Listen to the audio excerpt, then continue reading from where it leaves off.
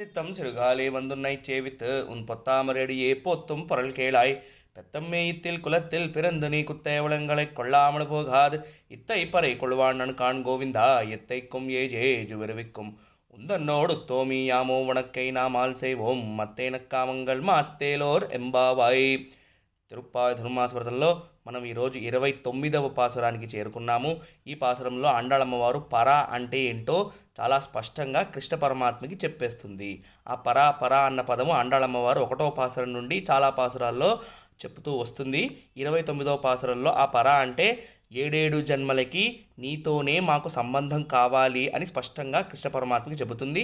అది ఎటువంటి సంబంధము అంటే దశరథ మహారాజు గారికి, లక్ష్మణస్వామికి, యశోదమ్మకి, గోపికలకి ఉన్న సంబంధం ఎటువంటి సంబంధమో మాకు కూడా అటువంటి సంబంధాన్ని ఇవ్వు అని చెప్తుంది. అంతేకాకుండా నీకే మేము ఎప్పుడూ కైంకర్యము చేస్తూ ఉండాలి అని ఈ పాసురంలో చెబుతుంది.